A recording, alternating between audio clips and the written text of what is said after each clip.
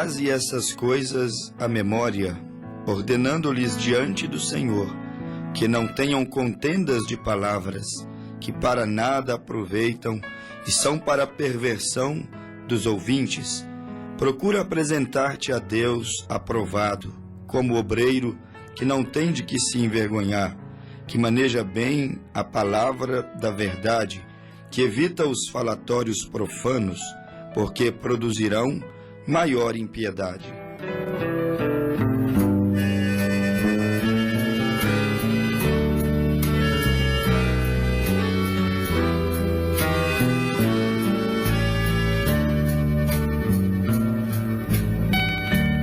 Eu vagava neste mundo, não tinha paz um segundo, nem sabia o que fazer. Vi então a porta aberta e um homem estava perto, então eu parei pra ver.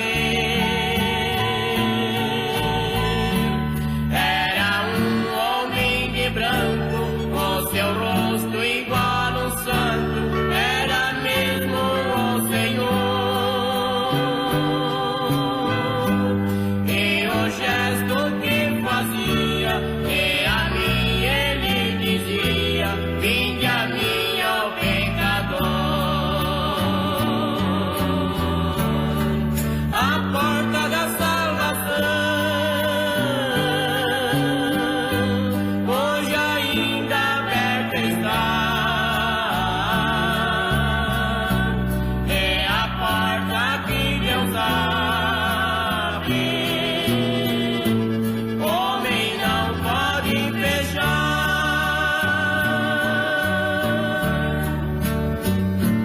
Porta aberta continua e uma voz bem perto soa, convidando os corações.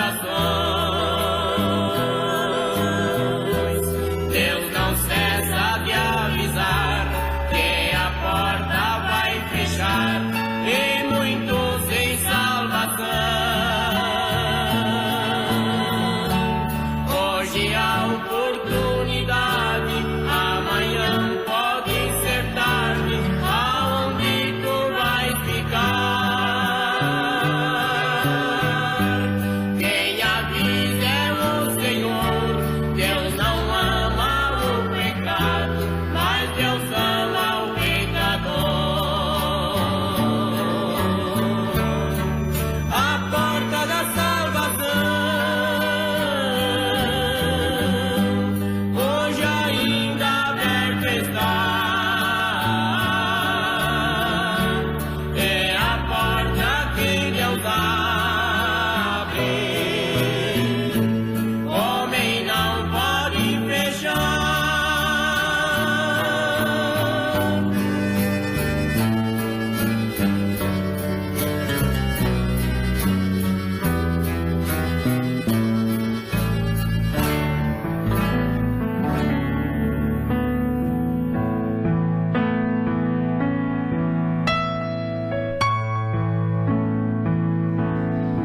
Procura apresentar-te a Deus aprovado, como obreiro que não tem de que se envergonhar, que maneje bem a palavra, obreiro que na verdade evita os falatórios profanos. Falatórios profanos que na verdade produzirão impiedade, trarão contendas, que na verdade só irão sustentar a discórdia, a dissensão, a impiedade, como Paulo escreveu a Timóteo em sua segunda carta, no capítulo 2, no versículo 15. Paulo disse: são falatórios que na verdade não poderão edificar o ouvinte. Paulo disse: para nada aproveitarão, muito pelo contrário, só irão perverter, só irão, na verdade, deturpar a imagem do que é a verdade. Paulo disse: Evite contendas, evite os falatórios profanos, que somente servirão para sustentar a impiedade. A discussão, independente de quem tem ou não a razão, ela serve, biblicamente falando, para isso: afastar, dividir. Só serve para construir algumas muralhas, algumas barreiras de inimizade, discórdias, barreiras que na verdade é como o muro de Berlim, grandes muralhas, grandes barreiras, são como as muralhas de Jericó. Todas essas muralhas, barreiras, esses altos muros que circundam um espaço, um ambiente, e no caso de nossa meditação, uma pessoa, um coração, não uma cidade, mas agora falando de um coração bloqueado, uma pessoa bloqueada, que está completamente dentro de algumas muralhas, algumas paredes fortes. Paulo disse: a discussão, ela só levanta contendas, falatórios que alimentam a impiedade. A discussão, ela só alimenta, na verdade, a divisão. A discussão, volto a dizer, a frisar aqui, independente de quem tenha ou não a razão, meu caro ouvinte, ela só serve para afastar, para dividir. Dependente de quem vença a discussão, independente de quem vença o debate, a verdade é essa: ninguém nunca sai vitorioso de um debate, ainda que tenha vencido em argumentos, ainda que tenha vencido em razões. Se formos analisar diante de Deus, ninguém sai vitorioso de uma briga. Você pode até nocautear o seu adversário. Talvez o adversário é o marido, é a esposa. Palavras nocauteiam, ferem. Talvez o adversário seja o pastor, talvez o adversário seja a igreja. Os homens são assim, eles fazem adversários que jamais, nunca deveriam criar. Mas eles são assim, são tardos, duros de coração, e acabam fazendo adversários e travando discussões, debates, contendas que levam os homens a falatórios profanos, a discussões intermináveis que não levam a lugar nenhum, senão a construir muralhas, a construir diferenças. Daí então, Paulo disse: evita essas coisas, porque você pode envolver com essas coisas cheio de razão e sair derrotado mesmo com razão. Você pode vencer diante dos olhos humanos, diante dos teus próprios olhos. Você pode vencer o teu adversário com sublimidade de palavras, com argumentos, razões, com desabafos. Você pode vencê-lo mostrando os seus sentimentos, trabalhando com o emocional, com chantagens, fazendo uma pressão psicológica. Você pode até vencer, às vezes se fazendo até de vítima. Você sai vitorioso, mas diante de Deus, tanto o derrotado quanto o vitorioso, ambos são considerados derrotados. Só de brigar você já está derrotado. Só de discutir você já está derrotado. Você, para vencer, tem que ferir alguém. Você, para vencer, tem que magoar alguém. Você, para vencer alguém em palavras, em debate, em discurso, tem que deixar alguém mal. Então eu acostumo dizer, só de você vencer, você já é um derrotado. Porque ninguém vence uma discussão sem fazer uma vítima. Ninguém vence um debate, uma luta, sem não derrubar um adversário, sem não atropelar, sem não passar por cima. Ou seja, isso nos dá margem para pensar que aquele que triunfou sobre o outro aquele que arrasou os argumentos do outro, porque às vezes os seus argumentos eram fracos, seus pontos eram fracos, sua capacidade de expressão era fraca, sua capacidade de influenciar, de mostrar o que sente, o que pensa, o que acha, o que vê, era limitada. Ora, para você vencer o fraco, que na verdade não pode expressar os seus pontos com sublimidade de palavras, eu estou usando as expressões do apóstolo São Paulo, você tem que fazê-lo se sentir inferior. Então, para ser vitorioso, alguém tem que se sentir menor, derrotado e inferior.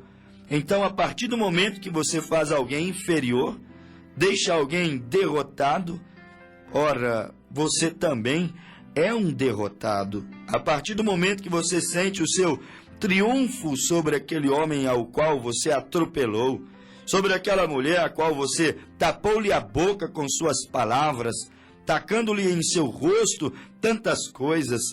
Ora, a partir do momento que aquela mulher tapou a boca daquele marido com tantas razões, com tantos desabafos, ora, ela então se tornou, ele então se tornou um verdadeiro derrotado. Por quê? Porque ele contendeu, ele discutiu, e aquele que discute, aquele que briga, aquele que na verdade sustenta a contenda, que por sua vez perverte os envolvidos e aqueles que estão ouvindo o debate, porque um debate influencia alguém. Aquele que ouve o debate, participa da contenda, Paulo disse, só serve para a perversão, para nutrir o ódio de uns contra os outros, a diferença de uns contra os outros. Paulo disse, isso deveria envergonhar o obreiro, isso deveria envergonhar o marido, isso deveria envergonhar a esposa, isso deveria envergonhar os homens, viver contendendo, brigando, falando e falando e falando. E Paulo diz que isso são coisas profanas que na verdade vão regar, vão cultivar a impiedade. Paulo disse, essas coisas são como gangrena, elas estarão roendo, elas estarão destruindo valores, estarão destruindo bons princípios. Ou seja, Paulo disse, a contenda para nada ela aproveita. Portanto, evitemos nós as argumentações, as discussões que na verdade não simbolizam absolutamente nada diante de Deus. Por que eu digo isso? Porque isso afasta uns dos outros. E a Bíblia diz que nós deveríamos amar uns aos outros, respeitar uns aos outros. Isto me faz lembrar, meu amigo ouvinte, de uma história que nos contou um grande evangelista norte-americano. Ele disse que havia um missionário que ele vivia ali na Alemanha e ali ele fazia os seus trabalhos missionários. Certa vez ele estava dentro do vagão de um trem sozinho e ali aquele missionário, aquele pastor missionário, assentado sozinho ali naquele vagão, entrou-se dentro daquele vagão, assentou ao seu lado um homem. Aquele homem era um padre, aquele missionário era um pastor. Então, agora estava na mente daquele missionário, evita contendas. Estava na mente daquele missionário, você tem que se apresentar diante de Deus como um obreiro que não tem do que se envergonhar. Estava na mente daquele missionário, as contendas para nada aproveitam, para nada serve. Saiba conversar, ponderar, dialogar, mas sem ser contencioso. Saiba fazer as tuas perguntas, saiba elaborar as tuas respostas, mas sem ser contencioso, porque a contenda será apenas falatórios profanos que roerá alguns bons princípios, alguns bons sentimentos. E então viajavam juntos ali dentro de um vagão. O padre e então o missionário, o pastor missionário. E em dado momento, aquele padre olhou para aquele missionário, aquele pastor com uma Bíblia na mão, olhou bem dentro dos seus olhos. E o padre, com toda a sua sabedoria, com todos os seus graus de divindade, olhou bem para aquele simples missionário que não havia cursado a faculdade, que na verdade não era um homem que tinha títulos de doutorado, mas era um missionário, era alguém que amava as almas perdidas, havia recebido um chamado para pregar o evangelho ali durante o período da Segunda Guerra Mundial. E aquele padre olhou para aquele missionário e o padre viu algo, sentiu algo diferente na vida daquele missionário. Aquele padre teve percepção, ele teve sensibilidade, ele percebeu ao longo da viagem uma atmosfera diferente na vida daquele homem que carregava uma Bíblia sem medo de ser perseguido, ou apedrejado, ou mal entendido pela sua crença. E o padre olhou para ele e então perguntou-lhe: quais serão os redimidos que irão morar no céu? O homem contencioso às vezes precipita em suas respostas. O homem sábio, ele pensa antes de falar.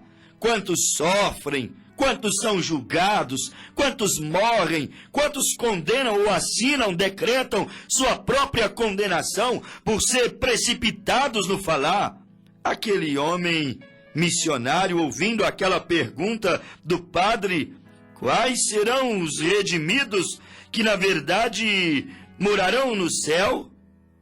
Aquele missionário pastor respondeu um pouco precipitado. Meu caro ouvinte, entenda a nossa meditação. Não desligue o teu rádio. Espere o programa terminar e então tire as tuas conclusões.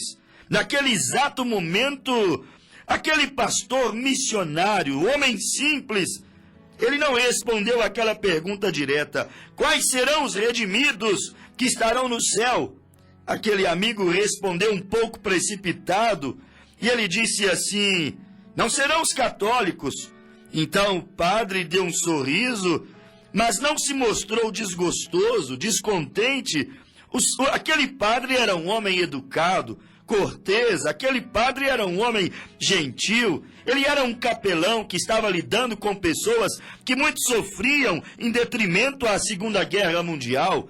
Ele sabia lidar com situações indelicadas. E então aquele padre olhou dentro dos olhos do missionário evangélico, do pastor missionário, e ele ficou olhando e ele disse: quer dizer que os redimidos que morarão no céu não serão os católicos romanos? O missionário disse acentuadamente: não podem ser os católicos romanos. Então o padre lhe perguntou: serão os luteranos, então, que fizeram a reforma no catolicismo? Aquele missionário pensou um pouquinho e disse: não serão os luteranos, não serão estes reformadores que estarão no céu como redimidos. E o padre então continuou suas perguntas. Ele então disse: serão quem? Os metodistas que morarão no céu? Eles que chegarão ali?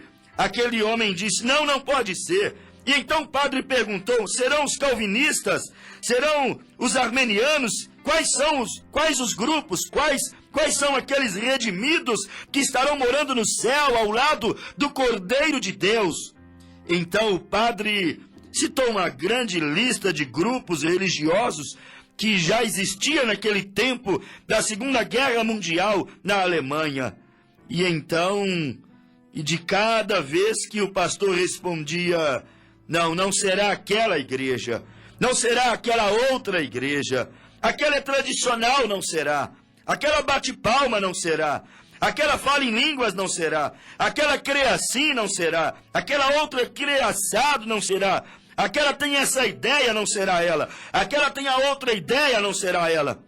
Aquele pastor, na verdade, estava vendo defeitos em todas as igrejas. E a verdade é, todas as igrejas têm os seus defeitos, mas alguém terá que morar no céu.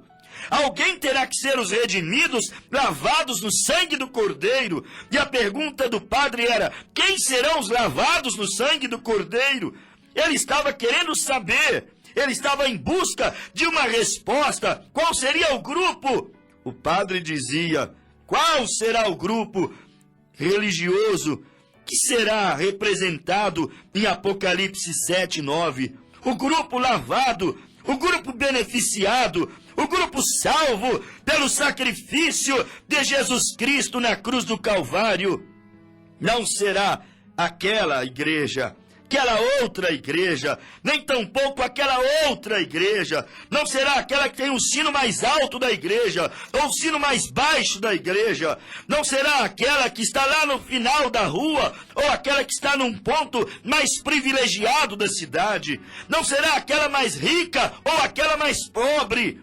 Qual será a igreja? Qual será o grupo que serão os redimidos pelo sangue do Cordeiro que estará nos céus? Por fim, o padre disse para aquele missionário que, a responder não a cada grupo citado, aquele padre então olhou e disse assim: não entendo, nenhum desses grupos entrarão? Ele perguntou ao missionário. Então aquele missionário olhou, abriu a Bíblia e falou assim: permita-me ler um texto da Bíblia. E aquele missionário respondeu à pergunta daquele padre, mas com o texto de Apocalipse, capítulo 7, especialmente do versículo 9 em diante. Aquele missionário leu para ele que, na verdade, haveriam alguns que entrariam, e que, na verdade, teriam sido lavados pelo sangue do Cordeiro, e eles entrariam com palmas nas suas mãos. E os anjos estariam ao redor do trono, e os anciãos e os 4 animais, e todos iriam estar prostrados ante o trono de Deus, quando aquela multidão, lavada pelo sangue do Cordeiro, entrasse naquela santa cidade, entrasse naquela dimensão celestial. Aquele missionário leu Apocalipse 7, versículo 9 até o versículo 14, e então aquele missionário disse assim: suponho que tu estás perguntando quem são estes, que na verdade têm vestes brancas, que João viu no céu. Ele disse: suponho que o senhor quer saber quem são, de onde vieram, de qual grupo eles vieram, se são pertencentes a alguma igreja. Bem, ele disse, o missionário, eu posso te dizer uma coisa: este grupo que entrou no céu, entrou porque foi lavado no sangue do Cordeiro, porque ninguém está branco diante de Deus, senão pelo sangue do Cordeiro. Ninguém está puro, senão pelo sangue do Cordeiro. Ninguém poderá entrar naquele lugar, senão pelo sangue do Cordeiro. Uma coisa eu posso garantir: esse grupo que chegou no céu foi o grupo que recebeu sangue. E não tem como receber o sangue do Cordeiro se não arrepender dos seus pecados e entregar a sua vida ao Cordeiro de Deus. Tem muita gente entregando a sua vida para a religião, entregando a sua vida para um credo, para um dogma, para um preceito humano. Aquele missionário, em outras palavras, dizia: Padre, eu sei disso, que todos quanto entraram ali, a Bíblia diz que foram lavados pelo sangue. Se foram lavados pelo sangue, é porque aceitaram o sangue, aceitaram o sacrifício de Jesus, não o sacrifício humano, aceitaram a penitência de Jesus, não suas próprias penitências, para levá-los até aquela terra, até aquele santo lugar, onde o Cordeiro de Deus está a nos esperar. Num instante, meu caro ouvinte, sem contendas, sem falatórios intermináveis, mas ao ler um texto da Bíblia e ver que é o sangue que limpa, é o sangue que purifica, é o sangue que levará a humanidade salva até a presença do Cordeiro, é o sangue que possibilita a salvação da alma do mais vil pecador, do mais baixo dentre todos os homens.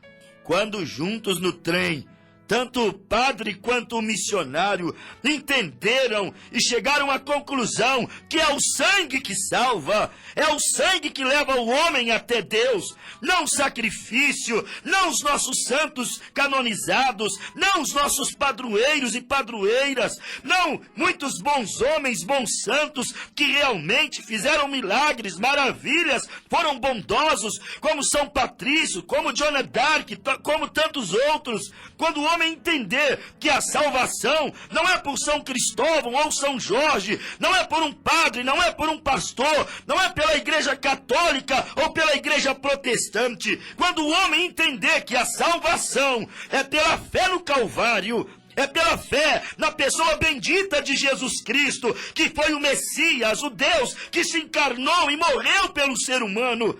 Quando o homem entender isso, ele vai ver que não é a placa de uma igreja, não é a suntuosidade de uma igreja, não são as boas obras que um homem pode fazer, mas é a fé em Cristo, é aceitá-lo, é abraçar com o sangue.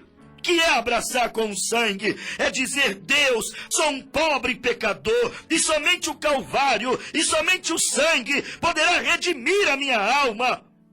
Num instante, meu caro ouvinte, o padre estava ali em pé e o evangelista também, se preparando para descer do vagão, e o Espírito Santo chegou.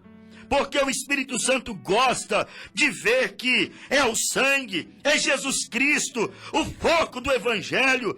O foco do Evangelho não é uma rosa ungida. O foco do Evangelho não é um sal grosso que a igreja evangélica vende. O foco do Evangelho não é campanha de prosperidade. O foco do Evangelho não são simpatias, não são águas ungidas, não são campanhas. O foco do Evangelho, meu caro ouvinte, não são terapias, terapia do amor, campanha forte, corrente da prosperidade. O foco do Evangelho não é um santo, não é uma igreja, não é um rosário. O foco do Evangelho é a pessoa central de Jesus Cristo. Cristo é o tema de toda a Bíblia, de Gênesis até o livro do Apocalipse. Não chegaremos a lugar algum sem a pessoa de Jesus Cristo. Mas muitos preferem fazer dos profetas o foco do Evangelho, dos homens o foco do Evangelho, dos santos, Paulo, João e tantos outros, o foco do Evangelho.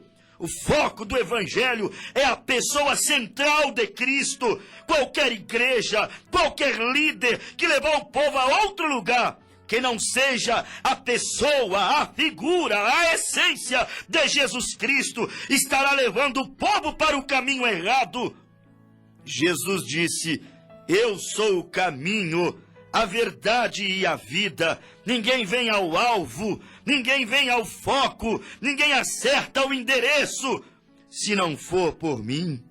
Naquele instante, padre e evangelista missionário, pastor missionário, com lágrimas eles se beijaram e se abraçaram ante a Segunda Guerra Mundial.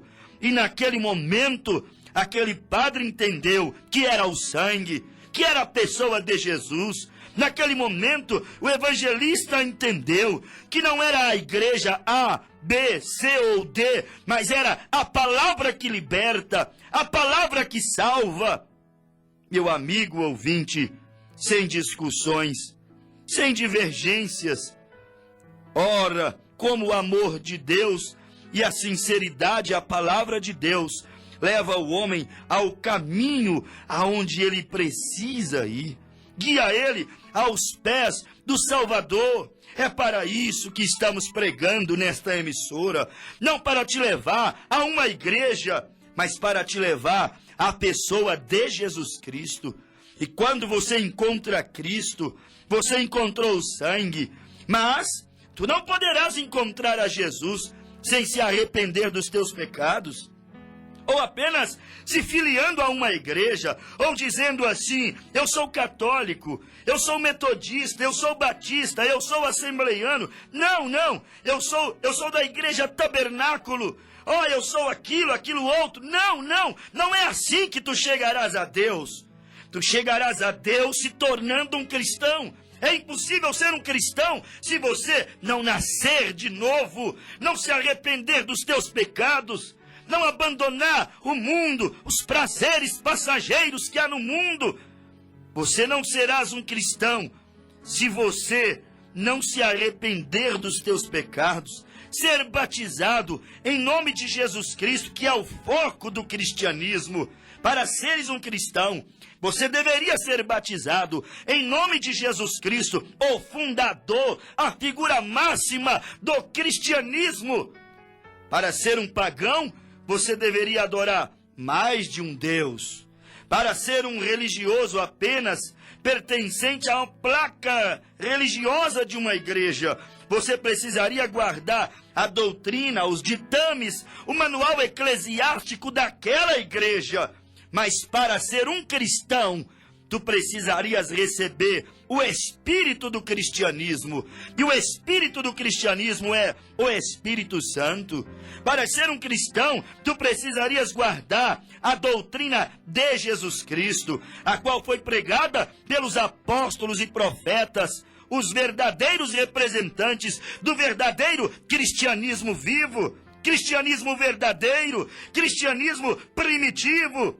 Meu amigo ouvinte, quem são aqueles que chegarão do outro lado na eternidade com palmas nas suas mãos e, na verdade, lavados pelo sangue do Cordeiro? Quem serão aqueles? Serão aqueles, meus caros ouvintes, que, na verdade, arrependerão dos seus pecados e deixarão o pecado, e deixarão a incredulidade, e deixarão tudo aquilo que está contra os princípios sagrados de Deus, e lavarão as suas vestiduras no sangue do Cordeiro, lavarão as suas vidas no sangue do Cordeiro. Quem são aqueles redimidos, salvos, beneficiados pelo Calvário, que chegará lá com palmas, júbilos, saltando, bailando de alegria, porque alcançaram a salvação? Quem serão aqueles? Serão aqueles que não deixaram os escândalos, o pecado, a falsa religião falar mais alto do que a santa palavra de Deus. Os salvos ouvirão a voz da salvação, os salvos ouvirão a voz do sangue. O sangue clama, o sangue chama pelos filhos de Deus, querendo redimi-los e lavá-los.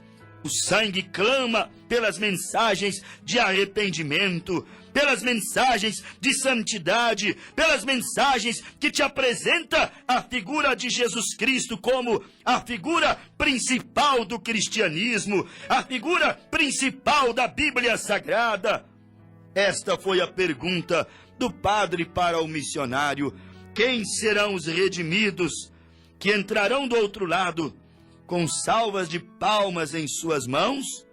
E aquele missionário disse: não serão católicos, não serão luteranos, não serão batistas, não serão metodistas. E se eu fosse citar nomes de boas igrejas que temos hoje na terra, citaríamos mais de 900 nomes diferentes de igreja. Mas os que entrarão ali não carregarão a logomarca de uma igreja, a placa de uma igreja, a doutrina de uma igreja. Os que entrarão redimidos naquela cidade serão aqueles que carregarão a marca de Deus, o Espírito Santo, o sangue de Deus, a vida de Jesus Cristo dentro daquela alma. Oh, como vive diferente um homem que carrega a marca de Deus, não da religião.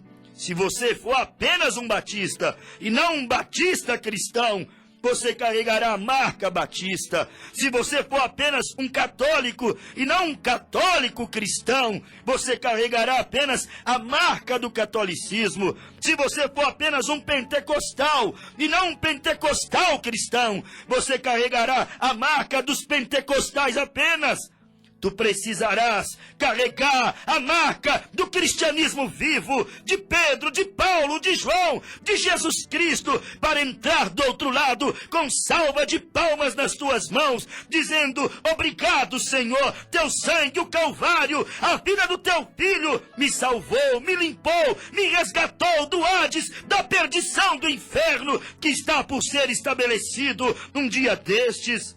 Oh, meu amigo, aceita o sangue no dia de hoje arrependei-vos, e cada um de vós, e sede batizados em nome de Jesus Cristo, para perdão dos pecados, e recebereis o dom do Espírito Santo. Aceita a Cristo, ó amigo pecador, não a igreja, não a doutrina, não um homem, não Paulo, não Apolo, não João, não Pedro. Aceita Jesus Cristo nesta hora, porque Ele quer salvar você, ó amigo pecador.